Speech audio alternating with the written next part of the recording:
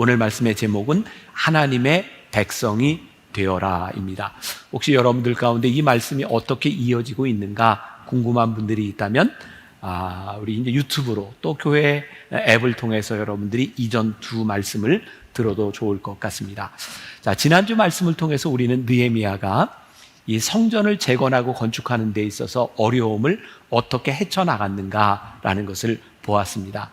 그런데 우리의 삶은 문제를 해결한다고 모든 것이 해결되지 않죠. 또 다른 문제들이 우리 앞에 닥쳐옵니다.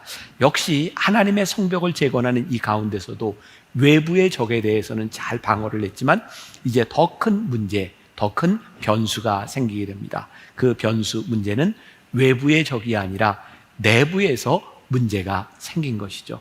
사실 우리들의 적이 눈에 보이면 두렵기는 하지만 그래도 적이 분명히 보이니까 대처할 방법이 생길 것 같아요.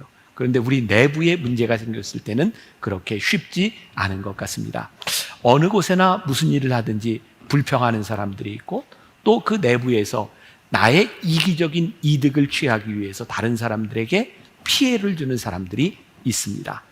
그것 때문에 공동체가 무너져 내리는 거죠. 오늘 이 말씀을 통해서 우리가 하나님의 백성이 됨을 통해서 우리의 공동체를 어떻게 세워가는가, 여러분들의 가정을, 여러분들이 속한 공동체를, 이 나라 대한민국을 어떻게 세울까를 고민하며 오늘 말씀 가운데 적용하는 시간이 되면 좋겠습니다.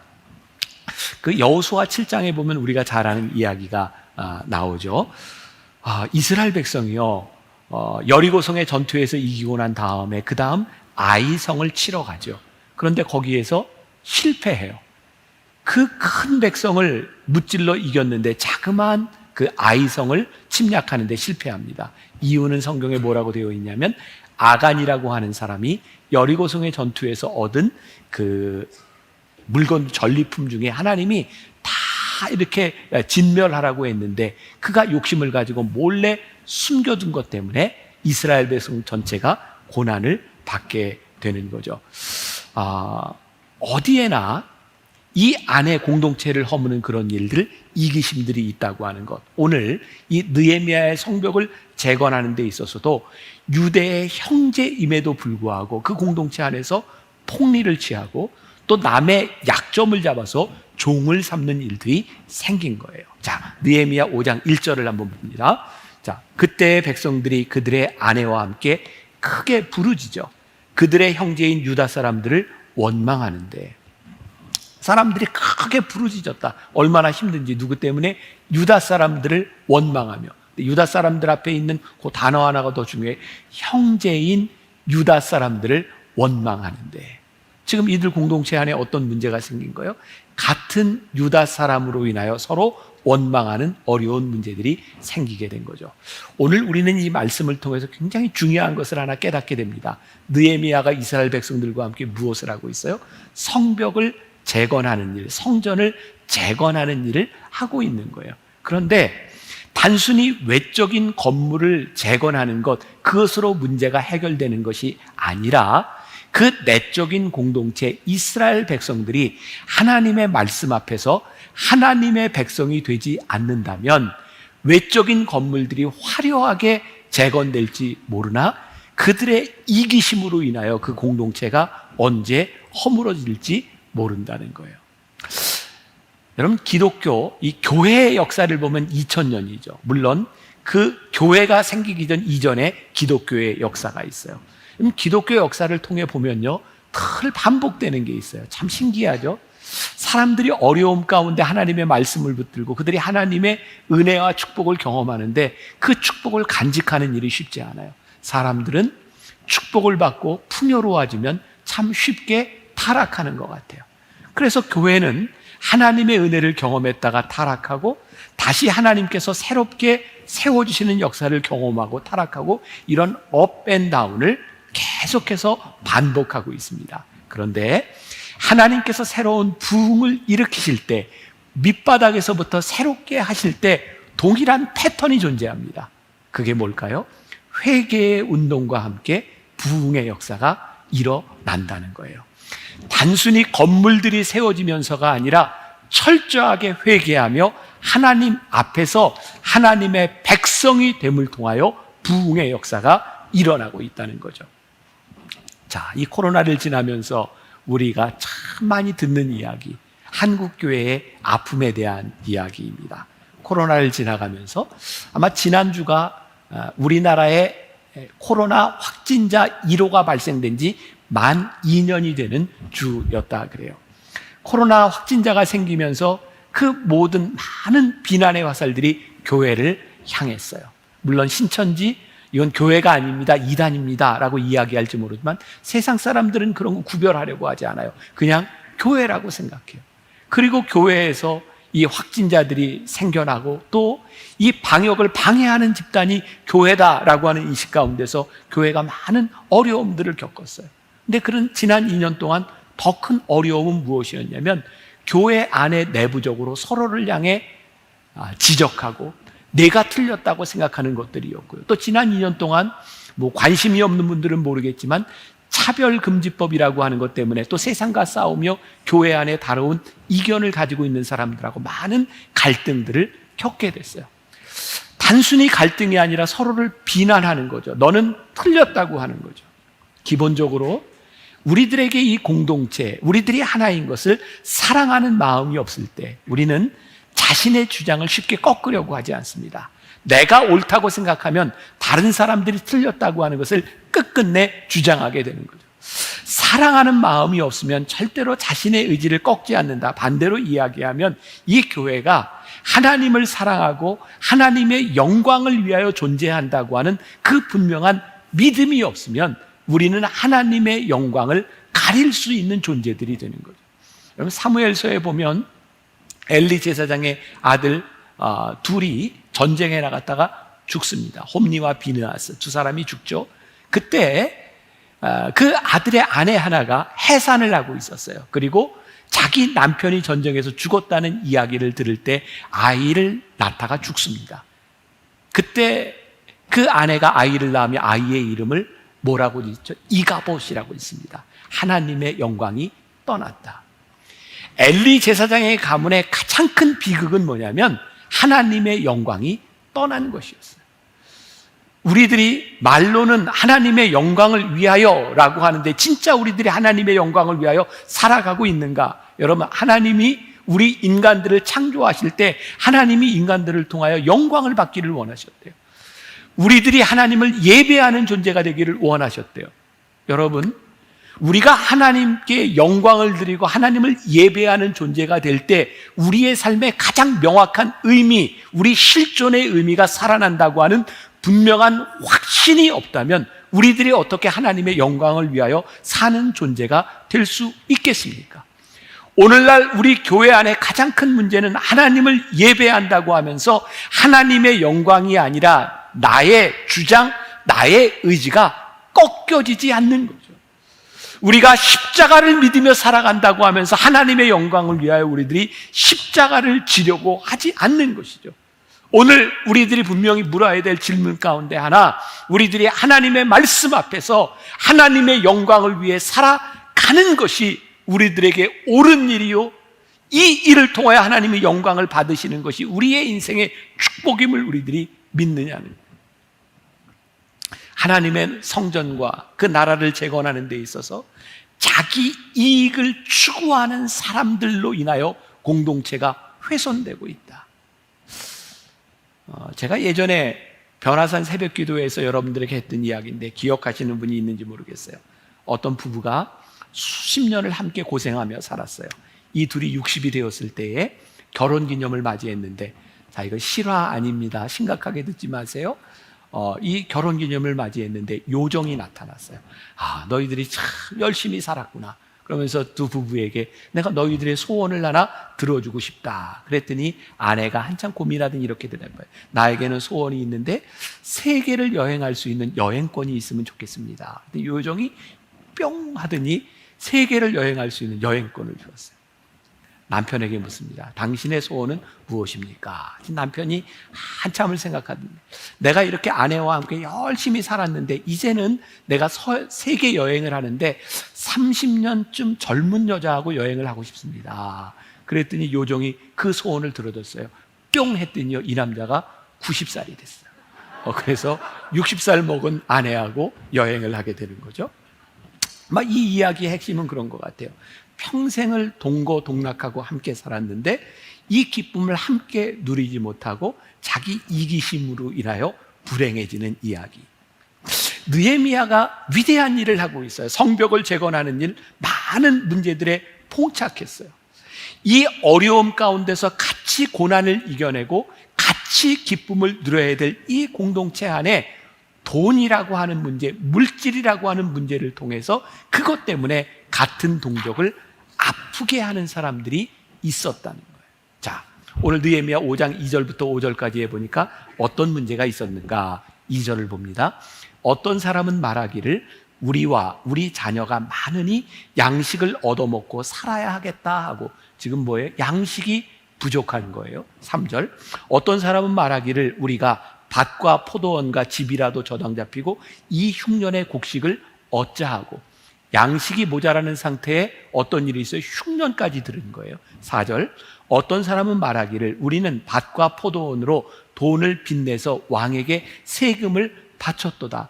과중한 세금의 문제가 있어요.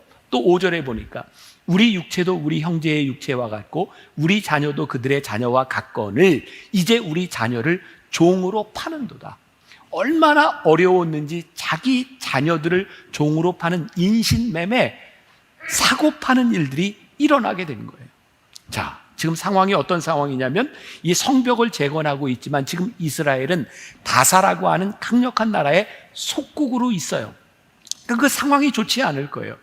그런데 이 좋지 않은 상황 가운데서 지금 유대 사람들이 가지고 있는 반감과 불평이 자기를 다스리고 있는 나라에 있는 것이 아니라 지금 같은 종족들을 향해 있는 거예요. 불만이 같은 종족을 향해 있는 거예요.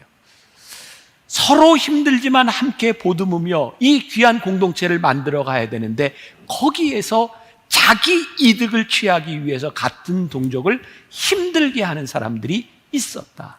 이런 이기심은 인류 역사 가운데 그렇게 없어지지 않는 문제이고, 여러분 우리 역사 가운데 그 일제시대에 있을 때 일제에 부역하면서 일제의 앞잡이가 되어서 같은 민족을 힘들게 했던 사람들, 아니 이 인류 역사 가운데 이런 일들이 비일비재하게 일어나고 있는 거예요. 자, 오늘 그래서 이 말씀이 중요한 포인트가 뭐냐? 느헤미야는 이 문제를 해결하는 방법이 어디에 있냐면 우리가 하나님의 말씀 앞에서 하나님의 백성이 되지 않는다면 이 문제가 해결되지 않는다는 거예요. 우리가 아무리 외적으로 재건, 부흥을 꿈꿔도 기본적으로 우리들이 하나님의 말씀 앞에 서지 않는다면 이 문제가 해결되지 않는다는 거예요. 자, 여러분들에게 제가 도전하고 싶은 겁니다. 우리가 하나님을 믿습니다. 말씀을 믿습니다.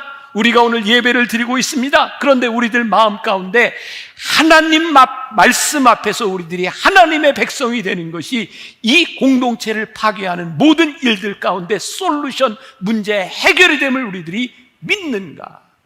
이 믿음이 없다면 우리들이 지금 예배하는 것이 얼마나 헛된 일이겠어요.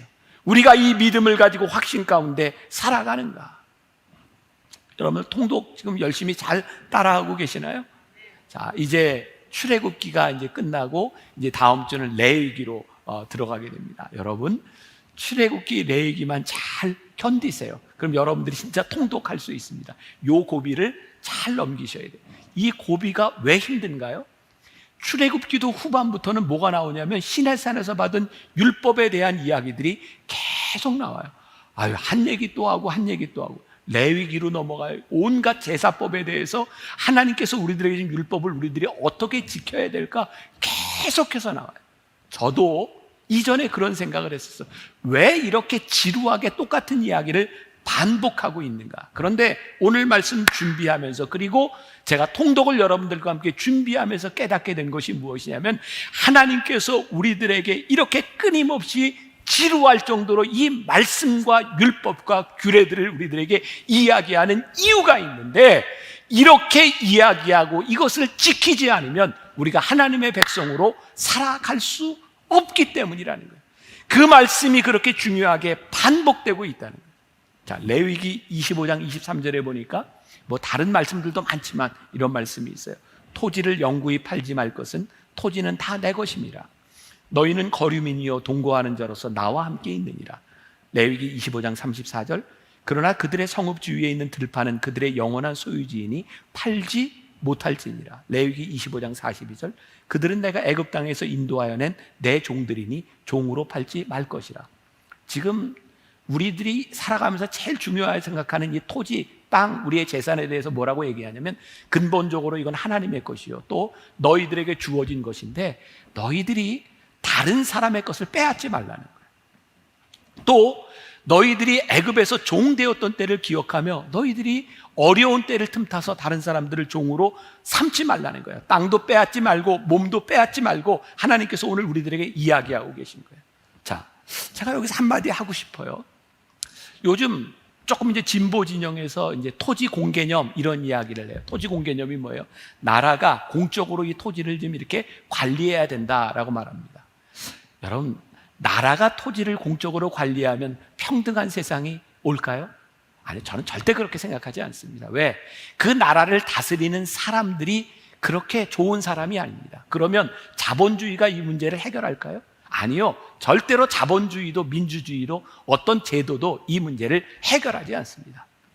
여러분, 우리 하나님을 믿는 우리들에게 정말 중요한 확신이 있는데요, 이 토지의 공개념과 생명의 존엄성에 대한 문제는 제도에 대한 문제가 아니라 하나님의 말씀 앞에서 하나님께서 우리들에게 무엇을 말씀하시고 너희들이 어떻게 살아야 되는지를 분명히 말씀하시고 말씀대로 사는 하나님의 백성이 되어야 이 문제가 해결이 되지, 우리가 아무리 우리의 이즘, 우리의 어떤 민주주의, 진보주의 이런 것을 가지고 해결되는 문제가 아니라는 것을 인류 역사가 우리들에게 증명하고 있는 거예요. 제가 말씀을 준비하면서 생각난 일이에요. 벌써 몇 년이 흘렀네요.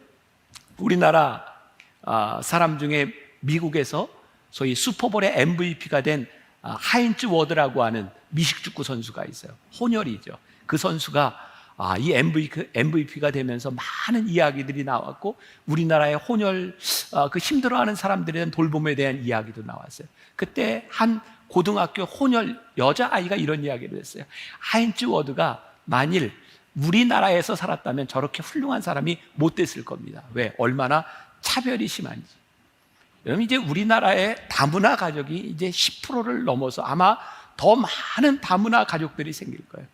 그런데 우리들의 모습을 보세요. 그들이 이 땅 위에 우리나라의 민족, 우리나라 백성으로 살아가며 우리들이 얼마나 차별하고 그들에 대한 우리들의 시각이 얼마나 차가웠는지, 하나님께서 우리들에게 말씀하시는 것이 무엇인지, 오늘 우리들 이 땅에서 객이된 자들에 대하여 너희들이 어떠한 마음을 품어야 될지를 성경이 우리들에게 뭐라고 이야기하는지. 오늘날 제일 큰 이슈 중에 하나가 젠더 이슈잖아요. 남성과 여성.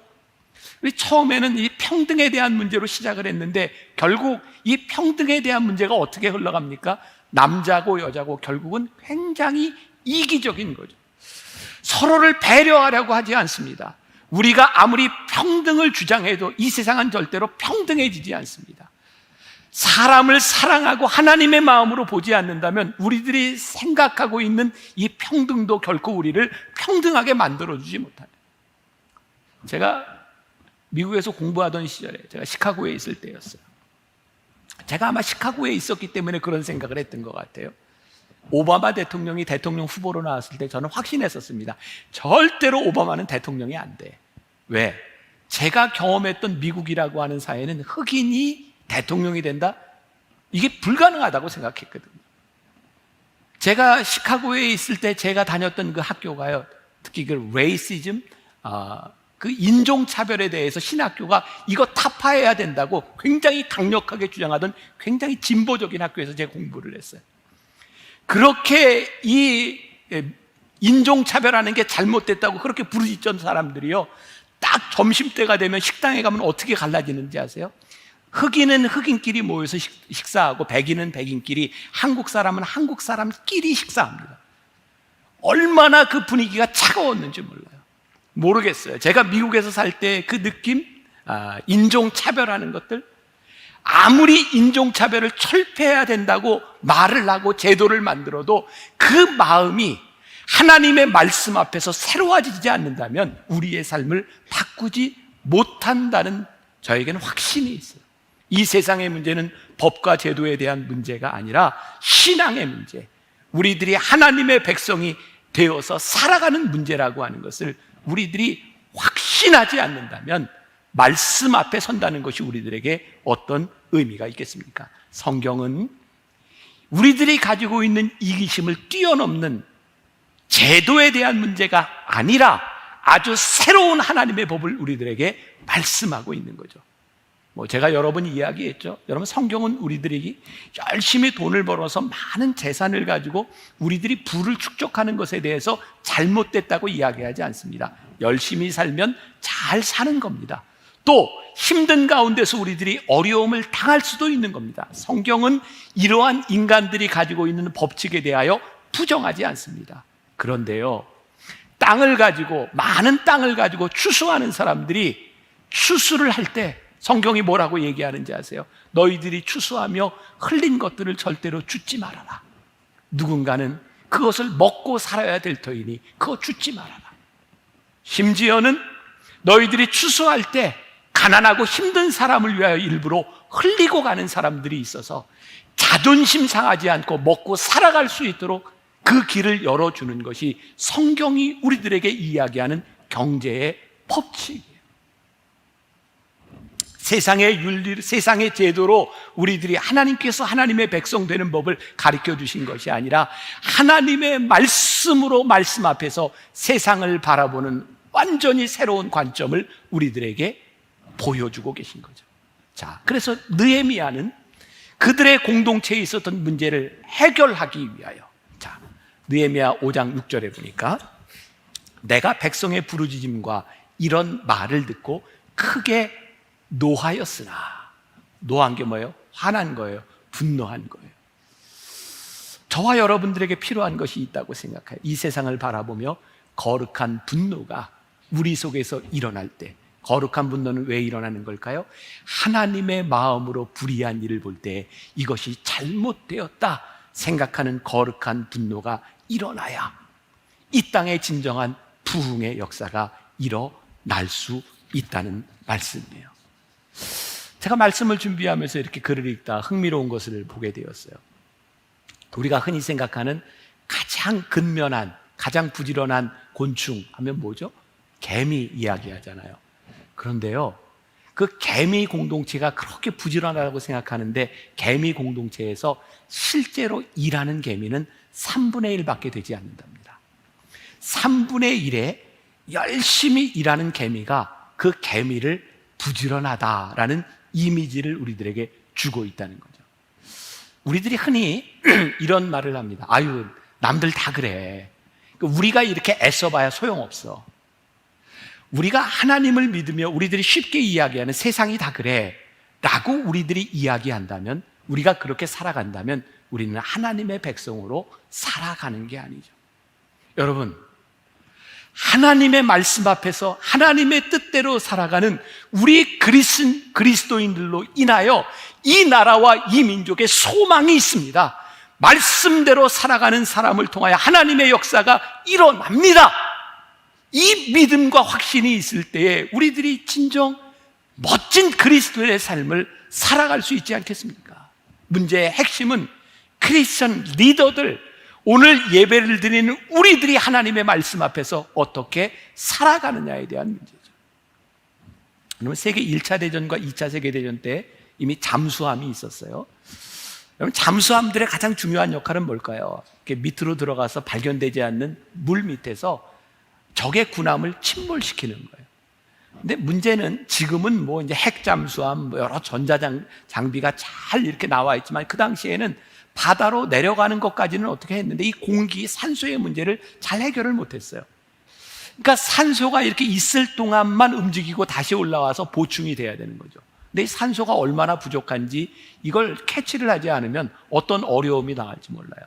그래서 그 1차, 2차 세계대전 때는 잠수함에 한 동물을 넣어갔답니다. 뭘까요? 알려드릴까요?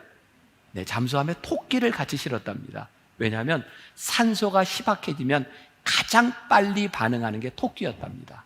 그래서 이 토끼를 보고 위로 올라가는 거죠. 저에게 그런 생각이 들었어요. 하나님, 이 세상이 적어도 하나님의 말씀대로 살아가는 그리스도인들을 바라보며 말씀 앞에 가장 민감한 그리스도인들을 바라보며 우리들이 어떻게 살아야 할지를 깨닫게 하여 주옵소서. 다른 말로 표현한다면 방향키와 같은 역할을 하는 거죠.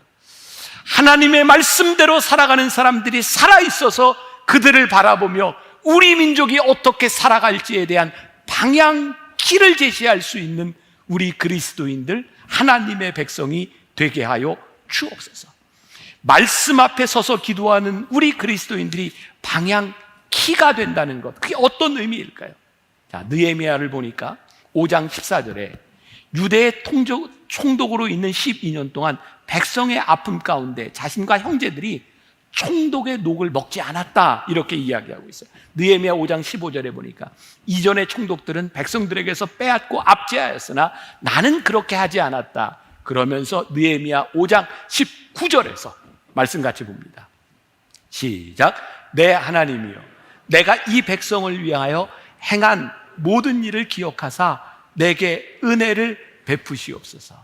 느헤미야가 어떻게 기도해요? 내 하나님이여, 내가 이 백성의 어려움 가운데서 내가 어떻게 행하였는지를 하나님 기억하시고 내게 은혜를 베풀어 주옵소서.